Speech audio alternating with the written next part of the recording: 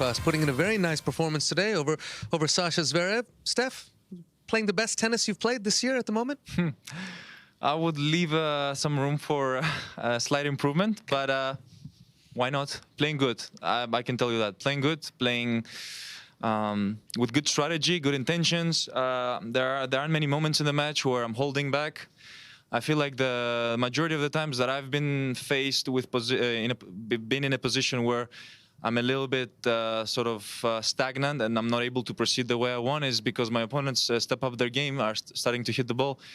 But so far, I've been able to prevail in those tough moments and show consistency, show maturity, coming up with big shots. And I feel, I don't know what the statistics say, I feel like I'm coming to the net more often. That's the feeling I've got in the last few matches. Well, it certainly looked that way. One of the things when we were analyzing after that I spoke about is, listen, I love when you come to the net because not only do you have great technique up there, but you're so dynamic, you're able to cover the net well. Are you increasingly feeling more and more comfortable up there? It all comes from that first shot. If you feel confident after that first approach shot, it's strong and deep and precise. The confidence builds up. Of course, it's a thing that you work a lot on practice and you try and master through practice and repetition. It is important to have a good body balance before approaching the net. So once I step into the ball, once I get a good position, a good grip on my stance, then I can really use my hips to navigate the ball, whether that's inside in or inside out. I really like coming to the net from that position. And today I had a few also with the backhand. So I'm mixing up a lot. I'm mixing up play. I'm coming to the net. It's important to be fast also. I'm trying to cover the court as quick as possible after the approach. And for me, the confidence starts from that first shot. If you're able to make it close to the lines, it's kind of, you've done half of the job already. Hey, you had 23 net approaches today, high percentage of success, so lovely to watch that. When you took on Sasha today, it seemed like you were really the one dictating play. He played a strong match as well. He was in the plus on winners to unforced errors, but you used that slice beautifully. You came in as well. You pulled out some big serves in that second set when he was trying to break back. When you have so many shots out there and you're trying to play a dynamic game, are you methodical about how you're using it, or is it a little bit of a feel situation? In my case, it's a feel situation. I approach these shots with feeling, with reading play a little bit, seeing how things kind of flow and respond in order. I felt like the slice was important today, was kind of vital in some ways. Yep. And I was able to change the game a lot with my slice. Like, I feel like opponents usually get really into the rhythm and pace of a backhand to backhand sort of exchange, but I was able to sometimes mix it up, create not confusion, but a little bit of a different feel. Yep. And worked beautifully, especially when I was switching it down the line and using my forehand after. I know opponents might also, want to switch back to my backhand, so I'm ready to step in and do something with it too. You know, you've played Sasha so many times. You're 9-4 against him now. So tennis-wise, obviously, it's a successful matchup for you. And I know the feeling is different with every player, but emotionally, how charged up do you get when you get a shot to play Sasha? Well, rivalries for me are important. They define very much what I've started in my career, and the opponents and the big names that I will be having to be faced against in many years to come.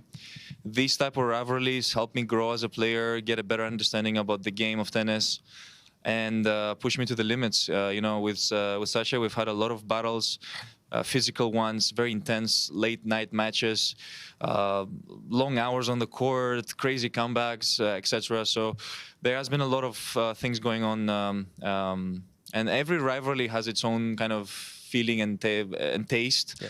I have a lot of rivalries against guys my age group. I'm looking forward to them. The thing that I'm actually looking forward to the most is getting better through these rivalries, just like we saw with Federer and Nadal. Yeah. These two guys had each other to grow and bring the sport to new heights. So that is definitely something that I'm looking forward to in the future. One of the premier matchups that we just love watching anytime it's on. Steph, tell us a little bit about the knee. It looked worse when you did it, but then you seem to feel good afterward. What was it like when It has happened before. It happened at the Nitto Finals in London the first year I played, on the same shot, on the backhand. Wow. So I got scared when it happened because I felt a click on my knee. I don't know. like a twist? Kind of like a twist. I'm not a physiotherapist to know exactly what it was. I haven't actually spoken to about this with my physiotherapist, but yeah, it was scary because I couldn't extend my leg after that. My leg got kind of shrunk, and I got scared because it was also painful. So it was a very strong pain that I felt. But once I felt the click back to its original position, I was kind of confident. And I had to see the physio just to make sure everything's all right and okay, yeah. Well, thank goodness it's okay, and you finished the match so strong. Number 6 to qualify for Turin. Where was that on your list of goals for 23? It was pretty high. It was there. To make it to Turin is always a challenging thing that you have to endure from the beginning of the year. It's definitely not easy, and it requires a lot of determination, a lot of consistency in your everyday work. And I've spoken about the importance of it, how it's much bigger of an event than people think. As a tennis player, it's one of those events that really push my abilities as a tennis player to the limits. I have to face the best guys of the year, the ones that have been the most consistent, the ones that have kind of played the best overall in most of the tournaments. And it's an opportunity to enjoy the Italian fans that always show up excited and enthusiastic about the tennis. I love the fans in Italy, and they've shown me loads of support, especially in the BNL d'Italia in Rome.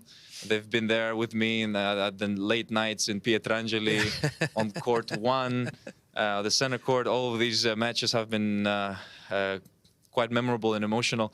So coming back to Italy, getting to play some good tennis there is definitely a great way to end the year. And obviously hoping for a nice little trophy at the end wouldn't hurt. Beautiful stuff, my man. Listen, 50th win of the year, looking great, into the quarterfinals. All the very best of luck. Thank you.